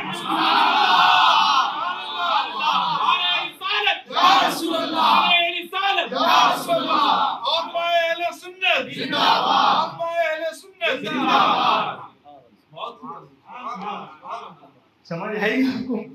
तो बहरहाल चाहत, यहाँ से बात चली थी, वो दूसरा टॉपिक निकल गया। चाहत भी अब तो कहाँ सिमट के रह गई, सारी मटेरियल में सिमट के रह गई भाई साहब। हालांकि सूफिया हातिम असम कहते हैं, बहुत लंबा वक्त हो गया, चलिए चलने देते हैं ना, अभी तो जितनी सुभान अल्लाह बोलोगे रमजान में मजा आएगा। मेरा आका इरशाद फरमाते हैं, रमजान में एक मरतबा सुभान अल्लाह कहने पे अल्लाह गैरे रमजान में 1000 मरतबा सुभान अल्लाह कहने का सवाब। हाँ, ये 70 वाली नहीं है, 1000 वाली हदीस बता रहा हूँ, तो ये सियाब है। और हम तो देखो सूफी तसव्वुफ वाले होते हैं, वो छोटा नहीं सोचते, हम तो मल्टीप्लाई करके सोचते हैं कि 1000 ये वाला और 70 रमजान वाला, तो 70 रन है भाई, उसकी रहमत में कमी नहीं है तो हम क्यों कम मांगे? समझ आ रही? तो हम ये मायूस होके बैठते हैं, कुछ धंधा नहीं चल रहा, यूं नहीं हो रहा, ऐसा नहीं हो रहा, वैसा नहीं हो रहा। क्यों भाई? रूह है ना तुम्हारे पास, उसको ले जाओ ना उसके यहाँ, उसकी बारगाह में उठाओ, वहाँ क्या कमी? फिर कुछ भी नहीं होगा, कुछ भी नहीं होगा, फिर भी टेंशन तो नहीं होगा, फ्री बैठे हो गया। क्योंकि टेंशन जिसमें को नहीं होता, टेंशन रूह को होता है, और वो जब जुड़ी हुई है उसको जुड़ा होना चाहिए, तो फिर बाहर कुछ भी नहीं है तो भी सुकून हो। हातिम असम कहते हैं, हातिम असम कौन है? हज़रत जुनैद बगदादी कहते हैं, हमारे जमाने के सिद्दीक़ अकबर का नाम हातिम, वो जुनैद बगदादी कह रहे हैं। यानी अगर हुजूर के जमाने में साहबा के दरमियान सिद्दीक़ अकबर है, तो हमारे दरमियान जो है सिद्दीक़ अकबर का मकाम किसी को है तो हातिम असम को है। हातिम असम कहते हैं कि चाहत, ख्वाहिश, शहवत 3 चीजों की होती है। कितनी? 3 चीजों की होती है, चौथी किसी चीज की होती नहीं। चाहत ले देखे 3 चीजों की होती। एक किस चीज की? खाने की। दूसरी किस चीज की? बोलने की। हाँ, और तीसरी जहन में भी नहीं आ रही, देखिए 2 मान के चलिए, तीसरी आएगी तो सुभान अल्लाह। चाहत कितने की होती है? 2, एक खाने की, दूसरी बोलने की। हाँ, और क्या चाहत होती है भाई? सारी दुनिया किस पे चल रही है? खाने पे। हाँ, सारी दुनिया किस पे चल रही है? खाने पे ही चल रही है। यानी एक मर्द घर से निकल रहा है, जॉब कर रहा है, अब आप चाहें आप बेकरी चलाए, चाहे पंचर बनाए, चाहे एरोप्लेन उड़ाए, मकसद क्या है? हाँ, मकसद यही है ना। हाँ, और ये नहीं हो तो आप क्यों निकले? हाँ, मैं अभी आपको बोलूं कि रोजाना आप जो बोलेंगे वो बन के आ जाएगा मेरे यहाँ से, तो आप जाएंगे कमाने? क्यों जाएंगे? खाना। हाँ, फिर खाने में सारी चाहत उसी के आस पास होती है। बस एक वो है कि जो सिर्फ पेट भरने के लिए निकला है कि कुछ मिल जाए तो पेट भर जाए। फिर एक वो है कि नहीं यार दाल रोटी नहीं, गोश्त खाना है। फिर वो है कि गोश्त घर का नहीं खाना, बाहर का खाना है ना। फिर अब दुनिया ने क्या किया है, जब आपने दुनिया ने देख लिया कि चाहत सारी मटेरियल में डल गई है ना, तो वही नींबू शरबत आपको वही तो कह के पिला देते हैं। भाई एक आइटम के 10 बनेंगे ना, अंडे का आप अंडा ही खाते थे ना, अब ये 100 आइटम जो लारी पे बन रहे कहां से? आपकी चाहत है खाना, और चाहत को आपने खाली पेट भरने तक तो रखा नहीं है। फिर वो डेवलप होके दाल रोटी तक गई है, फिर वो डेवलप होके गोश्त तक गई है, फिर वो डेवलप होके अंदर का खाना बाहर का खाना वहां गई है। सही है ना? हम देखने वाले कह रहे हैं कि भाई ये चाहत सारी खाने में है, तो खाने ही हम 50 बना रहे हैं। तुम्हारी चाहत खत्म नहीं होगी, हमारी डिश खत्म नहीं होगी। तुम चाहो हम उसको दूसरा बना के दे देंगे। वही अंडा है, आज दूसरा, कल दूसरा, परसों दूसरा। तुम्हारा भी दिल नहीं भरेगा, हमारी भी जेब भरती रहेगी। कैपिटलिज्म ऐसे ही चलता है। बड़ा चाहत खाली क्या होती? खाने में। हाँ, और कोई चाहत है? आप बताइए कोई है? बड़ी से बड़ी चाहत क्या है? खाना। और वो ना हो तो आदमी सारी चाहते भी भूल जाता है। खाना नहीं खाया हो, उसको कहो कि चलो डांस बार में नाचने चलते, अरे भाई तू पहले गया अंडा खिला दे, आमलेट चलेगा, वहां नहीं जाना। खाना नहीं मिलाओ 2 दिन से, आप उससे कहे कि वो पिक्चर लगी है चलो टॉकीज में चलते हैं, दिखा दे मेरी तरफ से टिकट है। अरे नहीं मेरी टिकट, तू 10 रुपये दे दे, मैं चाय पी लूंगा। क्योंकि वो चाहते है, और वो ऐसी है कि नहीं, तो चाहते सारी सिमट के आ जाती है खाने में, और दूसरी बोलने। हाँ, ये जितना पढ़ते पढ़ाते हैं, जितना सीखते हैं यहाँ से वहां से, इसको सुन के उसको सुन के, ये वो ऐसा वैसा, हासिल क्या होता है? बोलेंगे मैं बताऊंगा ना मेरे पास इतना है। हाँ, मैं मुफ्ती साहब हूँ, मुझे थोड़ी चुप रहना है, आपको चुप रहना है। सारा आदमी जानकारी, इल्म, नॉलेज, साइंस, ये वो हासिल क्या के बोलना है। हाँ, जब बोलेंगे तभी पता चलेगा ना मेरे पास इतना है। तो ही चाहते हैं जिसके लिए आदमी मरता है, खाना बोलना। लो सिमट गई दुनिया। आप तो कह रहे थे मॉडर्न दुनिया हो गई है, कल कुछ नहीं था, आज की दुनिया में लाखों करोड़ों चीजें कहाँ है? खाना और बोलना है, कुछ तीसरा है ही नहीं। हाँ, सारा यूट्यूब बोलने के सिवा कुछ है? सारा इंस्टा बोलने के सिवा कुछ है? ये जितने ऑनलाइन सामान बेच रहे हैं खाने के सिवा कुछ है? कुछ नहीं है भाई साहब। खाना और बोलना, खाना और बोलना, क्या बचा आपके पास? कुछ नहीं बचा। इलाज क्या है? देखो उसकी कोई हद नहीं है। आज एक खाओगे तो कहेंगे ये वाला खाओ, दूसरा खाओगे कहेंगे ये वाला खाओ, 365 डिशें हमारे पास, खाओ रोज। ये मोबाइल नहीं अच्छा लग रहा है ये ले जाओ, ये नहीं अच्छा लग रहा है ये ले जाओ, ये नहीं अच्छा लग रहा है ये ले जाओ। हाँ, कोई इसकी लिमिट थोड़ी है। आपकी चाहत की भी कोई लिमिट नहीं है, बाहर उनके मटेरियल की कोई लिमिट नहीं। वो दो मिला के कुछ ना कुछ बना के दे ही देंगे आपको। आप तो फंस गए ना। फिर आपका कभी किसी दिन स्टॉप लगता है तब आप परेशान होते हैं ना। खा खा के स्टॉप लगता है किसी दिन, तो परेशान होते हैं, मैं क्या कर रहा हूँ, खाए जा रहा हूँ बस। समझ आ रही है? परेशान होते हैं ना, तो उसकी लिमिट कोई नहीं है। खाना खाना खाना खाना खाना खाना, बल्कि वो और परेशानी ये होने लगी अब तो हकीकत है कि जो दाल रोटी पे खुश था वो दाल रोटी पे खुश नहीं है कि नहीं ये तो होटल जैसी नहीं बनती।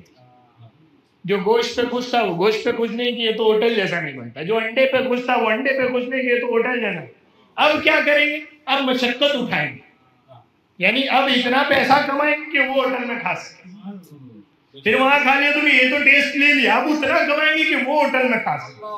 फिर कैटेगरीज लगा रखी है ना, 3 स्टार 5 स्टार 7 स्टार, है ना। 5 रुपए वाली चाय, 25 वाली चाय, 90 रुपए वाली चाय, सही है। फिर वो क्या कहते हैं, दुबई चले जाओ तो गोल्ड प्लेटेड चाय, ऊपर से गोल्ड का कवर डाल के चाय और कॉफी है। लेकिन वो सारी चाहत का आखिरी नतीजा क्या? खाना। हाँ, क्या नतीजा? खाना। और देखो इंसान ऐसा है ना, फरिश्तों ने पहले दिन कहा था कि ये जमीन में फसाद करेगा, ये जमीन में करेगा फसाद। इंसान फसाद के सिवा कुछ है ही नहीं। हाँ, जो अच्छी चीज इंसान हाथ लेगा वो फासिद हो जाएगी। सोने का खाना खाओ, सोने का खाना खाओ, बिरयानी हो या हलीम हो या दुनिया की कोई आइटम हो, बाहर थी तो वो आइटम है, तुम्हारे पेट में चली गई, बिगाड़ दिया, कचरा बना दिया तुमने। हाँ, इंसान का जिस्म कचरे के सिवा कुछ नहीं बना सकता भाई। और वो अंदर गया और बाहर निकला, वो तो बहुत दूर की बात है, वो तो कचरा ही निकला। अंदर है उल्टी हो जाए, अभी आपने बेहतरीन डिश खाई, उल्टी हो जाए, खाओगे? चलो अभी अंदर भी नहीं जाए, मुंह में ही चबाया चबाया चबाया, फिर लगा कि कोई बाल वगैरह है, निकाला, अब खाओगे?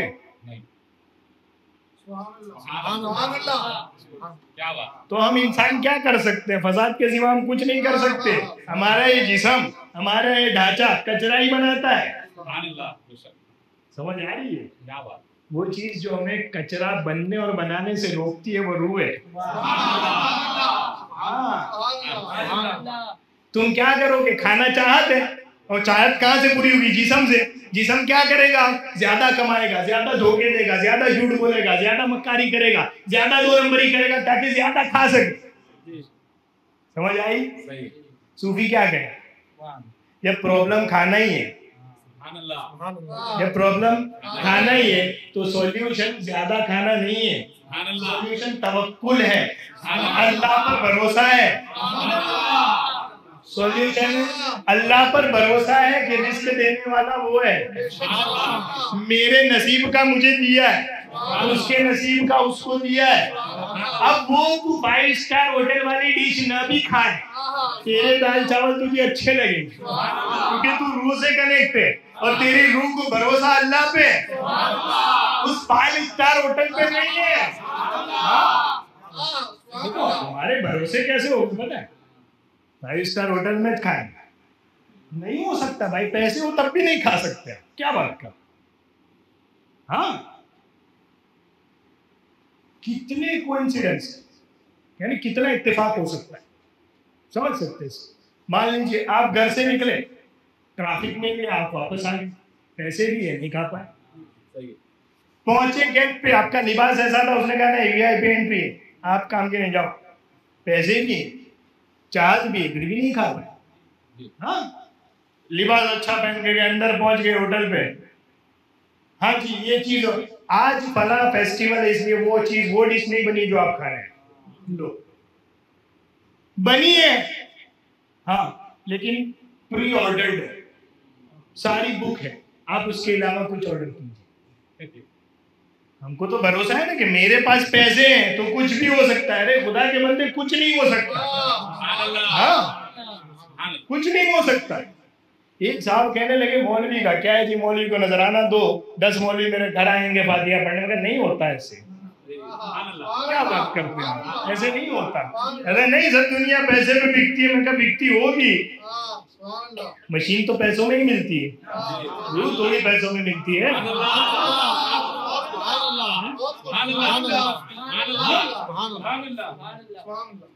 कहते हैं पैसे हैं फिर क्यों नहीं हो सकता? मैंने कहा हजारों वजह हैं नहीं हो सकता। हाँ, आप एसी में बैठ के गए, यहाँ से 5 स्टार होटल में पहुंचे, वो डिश भी है आपके टेबल पे भी आ गई, आपको एसी की वजह से बुखार चढ़ गई। आपने डॉक्टर को बोल के डॉक्टर साहब ये ऑर्डर किया है, बुखार चढ़ नहीं, वो खाएंगे तो डबल हो जाएगी, वहां से उड़ जाओ, चीज भी सामने, नहीं खा सकते। आप क्या समझते हैं आप कर लेंगे? ना ना ना, खुदा के बंदो, सूफी क्या सिखाएगा? तेरी जरूरत खाना है, तो खाना दुनिया तेरी जरूरत यहीं से पूरी होगी, कोई आसमान से नहीं उतरे। देखो ये भी आजमाइश है, जरूरत यहीं से पूरी होगी, पर भरोसा इस पे नहीं करना। सूफी क्या कहेगा कि पूरा यहीं से होगा, तुम भरोसा इस पे नहीं करना, भरोसा खुदा पे कर, कोशिश इसकी कर। हाँ, होगा क्या? कहा तेरा दिल नहीं दुखेगा। जब तू ये मान के चलेगा मेरे लिए लिखा होगा तो मिलेगा, तो मिल जाएगा तो तू शुक्र करेगा, नहीं मिलेगा तो तू कहेगा मेरे रब की मर्जी। दोनों तरफ तू खुश होगा। समझ आ रही है? हाँ। बोलना ये भी चाहत है ना हर आदमी। अब तो हर दूसरा बंदा कमेंटेटर बना फिरता है ना। अरे हमारे पास चुप नहीं रहते भाई साहब, हमसे ज्यादा भी वो हमें सिखा के जाते हैं। वैसे तो हमें मसला पता ही है, पर खाली कंफर्म करने के लिए ये क्या होता है, और पहले नहीं बोला तो बाद में बोल देंगे। हाँ वैसे तो पता था, मगर सोचा कि हजरत से सुन लेते। ये क्या चीज है, क्यों बोलना है? हाँ? दाता साहब ने कमाल की बात लिखी। दाता साहब कहते हैं बोलने में तकब्बुर है, चुप रहने में आजिज़ी है। अभी देखे बोल रहे हैं तो ये बड़ाई तो है ना, कि मैं बोल रहा हूँ तुम सब चुप हो, ये बड़ाई तो है। हाँ, दाता साहब कहते हैं बोलने में और कुछ ना भी हो तो खाली बोलने की बड़ाई तो है, और चुप रहने में और कुछ ना भी हो तो चुप रहने की आजिज़ी तो है। जब चुप है बंदा तो ये तो मान रहे ना कि मैं कुछ हूं नहीं। और देखो बोलता भी वो है जिसे समझ नहीं आती, जिसे समझ आने लगती हो तो चुप हो जाता है। समझ दुनिया की नहीं, खुदा के बंदो दुनिया की नहीं। हाँ, जिसे अपनी समझ आने लगे मैं क्या हूँ, और जिसे ये समझ आने लगे कि दुनिया को वो कैसे चलाता है, तो फिर जबान बंद हो जाती है। खुलती का रिस्क वो देता है। अब जो 100 मशवरे होते हैं ना, यूं कर लो, ये खोल लो, ऐसा कर लो, वैसा कर लो, यूं कर लो, ऐसे कारोबार नहीं चल रहा तो ऐसे कर लो। जब बात यहीं पे आई कि रिस्क वो देता है, मुंह तो बंद हो गया ना, फिर मुंह बंद हो जाता है। जो पहचान लेता है उसका तो मुंह बंद हो जाता है। मन आरफ़ कल्ल लिसानु, जिसने उसकी जात को पहचान लिया उसका मुंह बंद हो गया, बोलना छोड़ दिया भाई। हाँ, कौन बोलता है? कोई नहीं बोलता। सूफी तो बोलते हैं तो 2 लफ्ज बोलते हैं, पूरी समेट के रख देते, चले जाओ। समझ आ रही है आपको? हाँ, करना क्या है? रूह को मजबूत करो, ये जरूरत है। और आज ज्यादा जरूरत है क्योंकि मटेरियल बहुत ज्यादा हो। अब आप रूह को गालिब नहीं करेंगे तो मटेरियल में बह जाएगा। हाँ, समझ आ रही है आपको? और सिर्फ मटेरियल, सॉलिड मटेरियल नहीं रहेगा, आप लिक्विड मटेरियल हो गया। अब डेटा भी मटेरियल। पहले कस्टमर होता था, अब कस्टमर ने कंज्यूमर है। कस्टमर खरीदता है चीज को, कंज्यूमर चीज का मोहताज नहीं होता। कंज्यूम कुछ भी किया जा सकता है। हाँ, ये शायद बहुत से लोगों को अभी इतना ये ना है। अब कंज्यूमर होता है, पहले कहते हैं कस्टमर केयर नंबर, अब कहते हैं कंज्यूमर केयर नंबर। हाँ, कंज्यूम खर्चार, सारी खर्च करने वाला। कंज्यूमर का मतलब खरीदने वाला नहीं होता। हाँ, ये आप धोखे में अभी तक। समझ आ रही है आपको? देखो सूफी जो होता है ना, ऐसा नहीं होता उसे दुनिया का इल्म नहीं होता, दुनिया को जानता है। हाँ, आपसे ज्यादा दुनिया जानता है, मगर वो करता क्या है? उसको पता है कि इसमें लगने में फायदा नहीं, उसमें उतना लगता है कि जिस्म काम करे, बाकी कहाँ लगता है? रूह में लग जाता है। समझ आ रही है? फिर देखो होगा क्या, मैं क्या कहा कि जिसको समझ आने लगे उसका मुंह बंद हो जाए। इलाज क्या है पता है? अपने आप को लिमिट कर लेना, एक हद में ले आओ अपने। समझ आ रही? आप बहुत कुछ देख सकते हैं ना, आंख है, जहां उठाओगे वो दिखेगा। आप दीवार देखेंगे वो देखेंगे, वो दिखेगा, वो कुछ जहां नजर डालेंगे दिखेगा। समझ आ रही है? लेकिन उसको लिमिटेड कर लें तो आप जो आप देखना चाहते हैं वो दिखेगा, जो नहीं देखना चाहते वो नहीं दिखेगा। हाँ, इकबाल तो क्या कहता है, जहाँ चीज तो सनम खाने पिंदारे मनस, और ये दुनिया क्या है, कहता है मेरे आंख का धोखा है। हाँ, हस्तियों नेस्तियों उस दीदने मनस, मैं आंख खोलूं तो दुनिया है, मैं आंख बंद कर लूं कहाँ है दुनिया, कहाँ है आपको पता है? यानी ये बिल्डिंग है सामने, आपने आंख बंद कर लिया, मैं आपसे पूछूं है तो आप 100% श्योर नहीं है क्या है? ये गाड़ी अभी तो दिख रही है, मैंने आंख बंद कर ली, अब 2 सेकंड भी हुए ना तो मैं आपसे पूछूं कि गाड़ी है, पता नहीं है कि नहीं है। क्यों? तुम्हारे देखने से है, तो ना देखो तो नहीं है। तो नजर को जब तक मटेरियल में लगाए रखोगे वो रूह से दूर रहे। यूं नजर उठाने की जगह यूं कर लो, अब रूह दिखेगी, अब जात दिखेगी, अब अपना आप दिखेगा। तो जितनी नजर अपने आप पे जाएगी उतनी सबसे दूर होगी, तो जितनी लोगों से दूर होगी, जितनी मटेरियल से दूर होगी, उतनी रूह से करीब होगी। फिर वो दिखेगा जो यूं नहीं दिखता।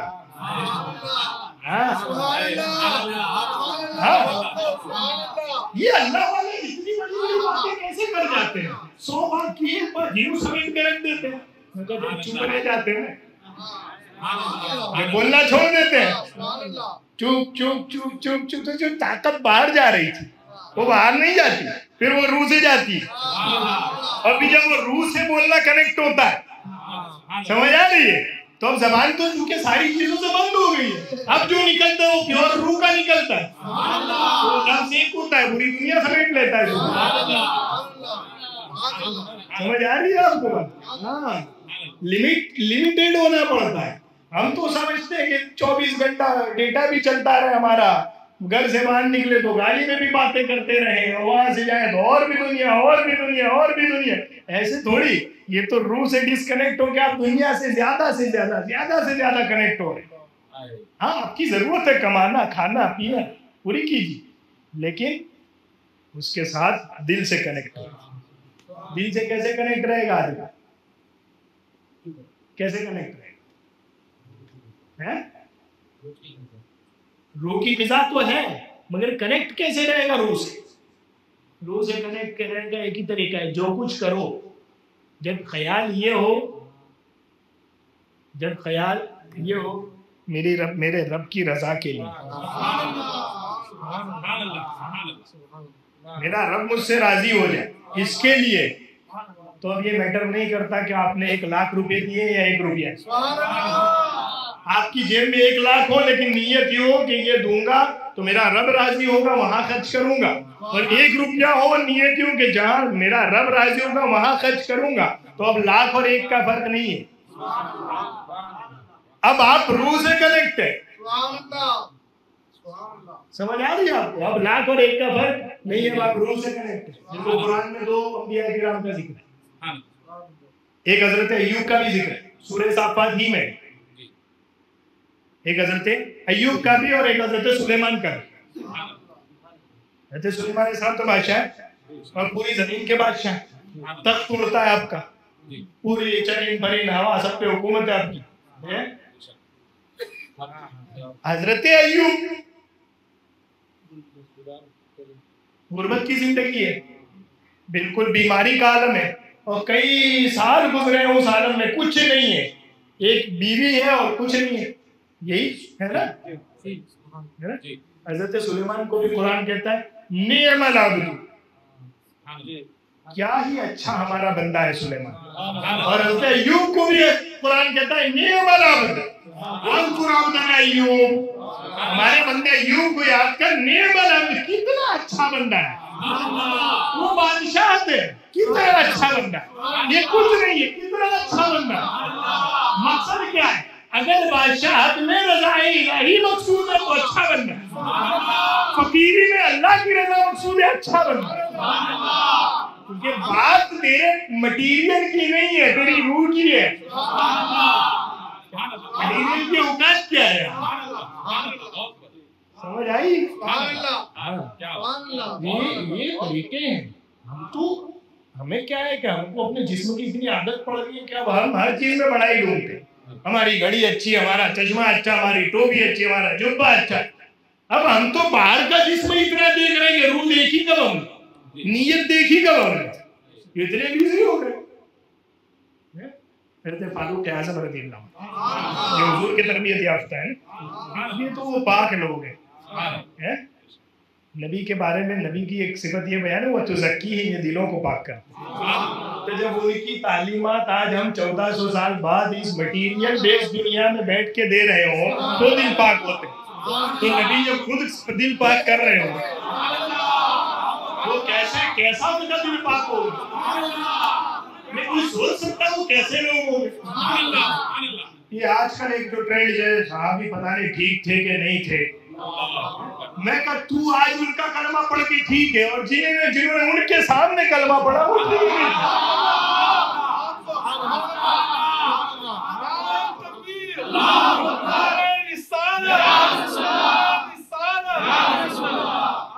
तुझे पालने में अब्बा जी ने और अम्मा जी ने कलमा पढ़ा, तो हम अच्छे मुसलमान हैं, उन्हें खुद रसूलुल्लाह ने कलमा पढ़ा है। फारूक आज़म रज़ियल्लाहु अन्हु अपना दौरे खिलाफत है आपका, जब आप अमीरुल मोमिनीन हैं, खलीफतुल मुस्लिमीन हैं, उस वक्त एक दिन अचानक से घर से आए मस्जिद में और मौज़िन साहब से कहा ऐलान कर दो कि खलीफतुल मुस्लिमीन खुतबा देने वाले हैं, तो सबको जमा कर। हैरान हुआ तो लोग ताज्जुब कि क्या ऐसी जरूरत हो गई कि अभी बेवक्त एकदम तकरीर के लिए बुला लिया। अब ये तो अब इस तरह प्रोग्राम होने लगे, जब खलीफतुल मुस्लिमीन तो मस्जिद ही सब कुछ है वहाँ, तो मस्जिद में सारे जमा हो गए लोग। फिर तुम्हें मिंबर पे चढ़े, मिंबर पे चढ़े तो तुम्हारा क्या कहते हैं लोगों, मैं वो उम्र हूँ कि मेरी खालाएं मुझे ऊँट चराने भेजती थी, और मुझे ऊँट ढंग के चराने नहीं आते थे, लेकिन जैसे भी चराता था अगर मैं सही सलामत ले आता था शाम को, तो एक ऊँट के बदले एक खजूर देते थे। तो 15-20 ऊँट चराने ले जाता था, तो 15-20 ऊँट खजूरें शाम को मिलती थी, और उन्हीं खजूरों पर मेरा गुजारा होता था। मुझे ऊँट भी ढंग का चराना नहीं आता था, और मेरी खाला है कि भाई सही सलामत तो ले आएगा, और कितनी मजदूरी देते थे, एक ऊँट की एक खजूर, यानी मेरा चराना इतना बेकार था। समझ रहे हैं, फर्क होता है ना। आप अपने यहाँ कारीगर बुलाते हैं तो प्रोफेशनल कारीगर को अलग भाव देते, और ऐसे ही कोई चालू हो तो उसको अलग भाव देते। तो हज़रत उमर फारूक आज़म क्या कहते हैं कि मेरी खाला एक खजूर देती थी मुझे एक ऊँट चराने की, मैं चरा के आता था तो ऊँट गिनते थे और खजूरें उतनी मिलती तो उससे गुजारा होता था। मेरा ये हाल था किसी जमाने में। इतना बोले ठीक है, बस यही है, तकरीर करने के लिए बुलाया था और उतर गए बस। अब्दुर्रहमान बिन औफ बड़े मालदार साहब, अब्दुर्रहमान बिन औफ ने पकड़ा हज़रत उमर को, साइड में आए तो क्या ये आपने मिंबर से बोल के लोगों को जमा किया, स्पेशल तकरीर कह के, और लोग मिंबर से बोल के सिवाय अपने आप को जलील करने की कोई काम किया? लोग खलीफतुल मुस्लिमीन समझ रहे हैं, अमीरुल मोमिनीन समझ रहे हैं, इतना इंटेलिजेंट आदमी समझ रहे हैं आपको, और आप लोग को जमा करके क्या कह रहे हैं कि मैं वो आदमी था कि ऊँट ढंग की चराने मुझे नहीं आती थी। क्या किया आपने? कोई काम की बात की सिवाय अपने आप को जलील करने की? देखो चाहत, मैं यूं। हज़रत फारूक आज़म कहते हैं अब्दुर्रहमान